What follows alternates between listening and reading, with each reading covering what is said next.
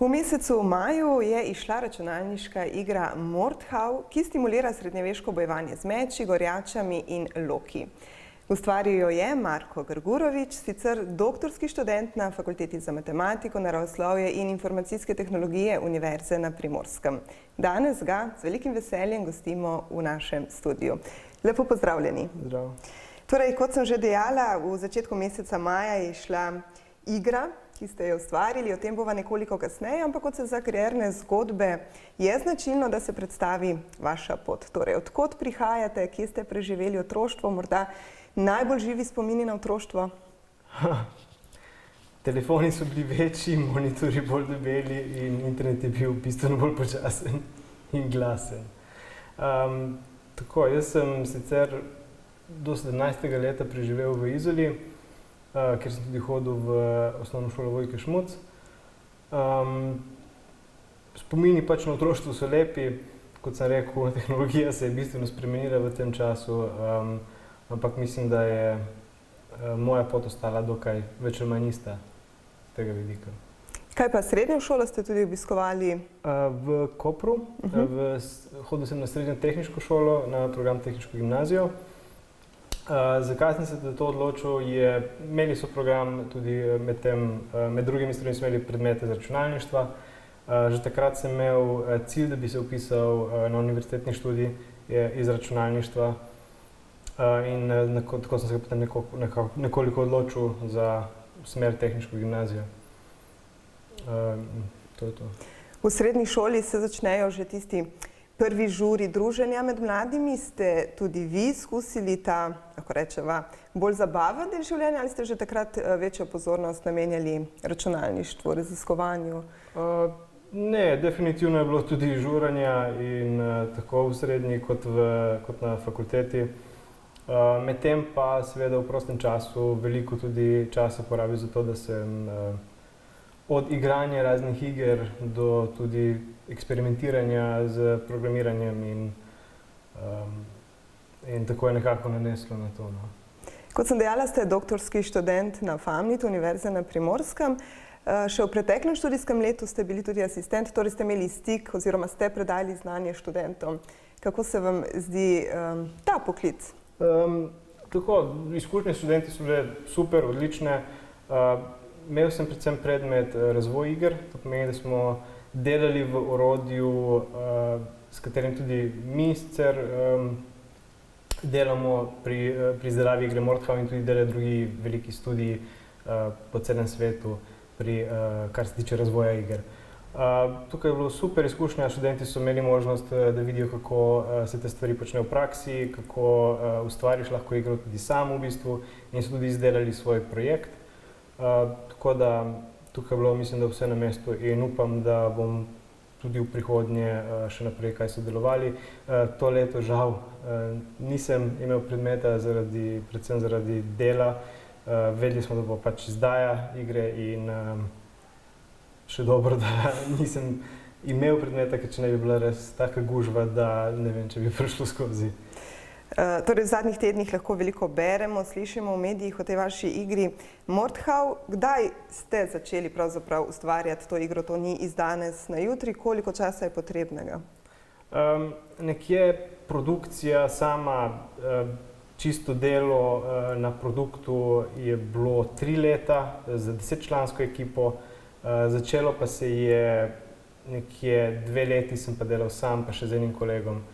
Ko smo delali prvotni prototip, planirali vse faze, kaj bomo, na kaj ciljamo in tudi gradili skupnost konec koncev igralcev. Tako da cela stvar skupaj je trajala 5 let. Ponavadi je razvojni cikel za tako igro, večina takih večjih iger je 3 leta, tako da je kar nekaj časa treba tukaj vložiti v to in ni nekaj, kar se da narediti z danes na jutri, kot je to recimo možno za manjše igre. Seveda pa s tem tudi je trg drugačen in je bistveno težje priti na tak trg, to pomeni, da je bistveno manj konkurence in je večja možnost za uspeh.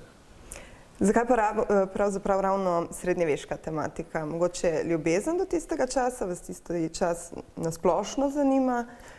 Nekako tako se je skupaj začelo, da vedeli smo, da hočemo igro v katerih bo šlo za boj na blizu.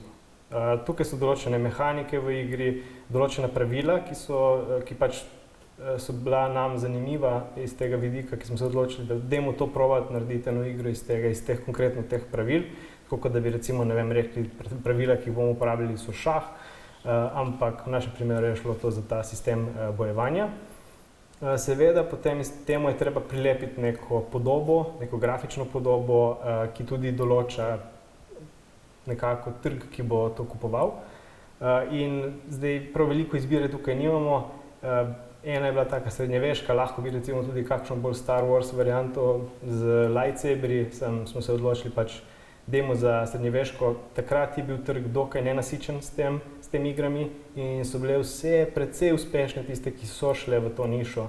Tako da smo nekako rekli, dajmo iti v to smer. Istočasno so tudi drugi seveda to pomislili, na srečo ne preveliko ljudi, tako da se je ta niša malce napolnila v zadnjih letih. Prišli smo pa v idealnem času, da smo zapolnili svojo nišo tam. Ja. Zagotovo je bil potreben tudi velik finančni vložek. Ste imeli sponzorje, kako ste iskali sredstva, da je ta igra nastala, zaživela, gledala luč sveta? Ja, ponavadi imajo take igre večmilijonske budžete, najmanj.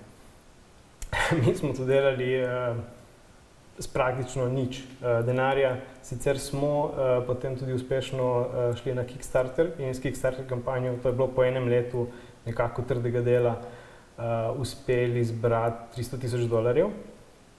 Ta vsota ni prav veliko denarja za tako veliko ekipo in za tak velik projekt, tako da smo ta denar dokaj hitro porabili za med drugim od raznih stroškov, ki jih imamo s podjetjem, s pravnimi stvarmi, z licencami za recimo skladbe in skladatelji, pa tudi nekaj recimo za plače. In po 2 letih smo v bistvu bili na čistem dnu, kar se tega tiče, vključno z dodatnimi posojili, ki smo jih lahko dobili osebnimi, in je prišla izdaja v ta pravem času, da nismo mogli več zavlačevati. Tako da ja, definitivno smo mi ustvarjali z minimalcem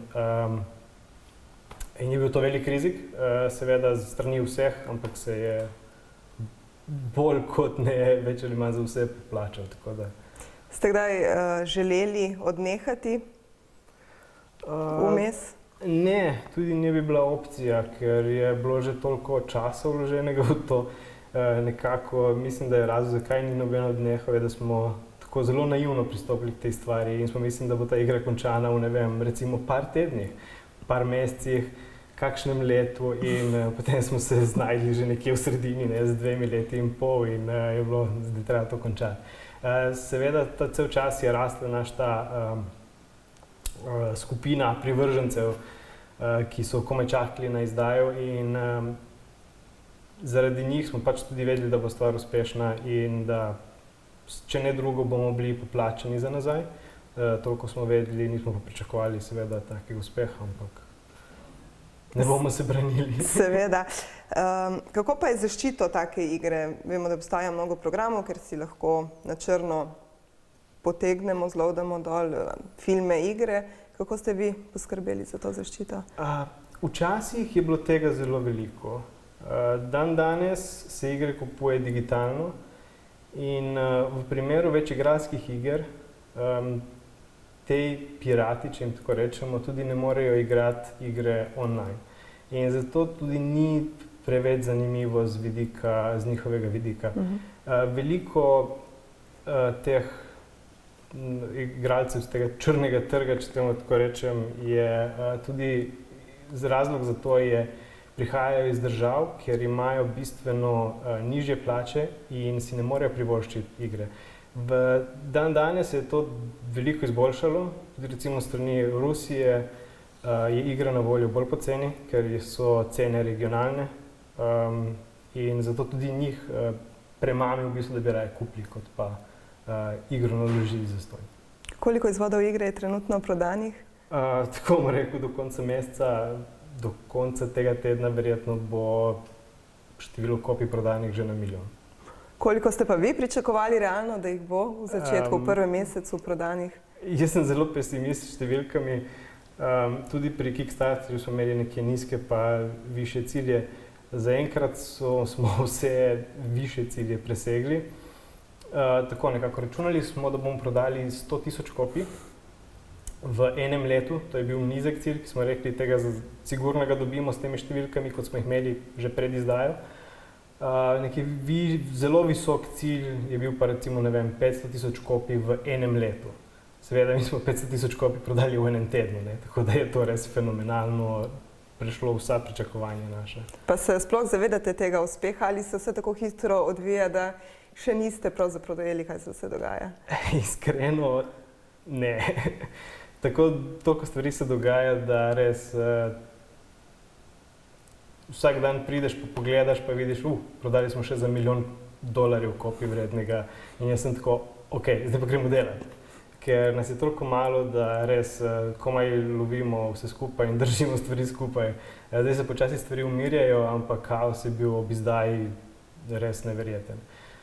Seveda tudi mi smo tako dokaj, noben nas ni poznal iz te industrije, cela ekipa je taka in pol se seveda usuje vse te ponudbe in vsi te založniki in investitorji in vsi hočejo se pogovarjati, mi pa časa v bistvu zato nimamo nekaj veliko in skušamo nekako se porazdeliti, da smo na vseh koncih hkrati. Ampak še vedno ostajate trdo na tleh, lahko rečeva?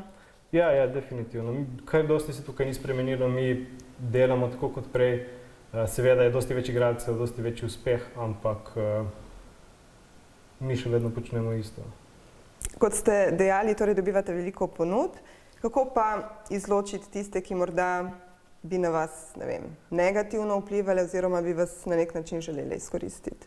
Vam kdo pri tem svetuje? Se sami med sabo? Ne, vedno smo to počeli sami in tudi zdaj to počnemo sami. Mi imamo svoje cilje, ne poslušamo kaj dosti drugih.